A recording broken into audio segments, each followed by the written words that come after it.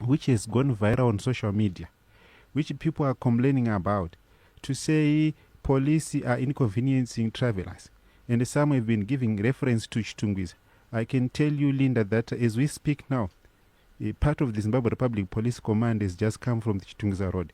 And what we have seen is said, to be quite honest, the unregistered combis, some of them, they carry passengers from the CBD.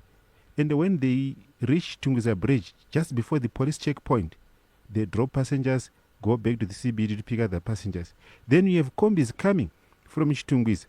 Before they reach the police checkpoint, they drop passengers and go back to Chitungwiza. And they pick people who have been dropped by the combis which have gone back to town.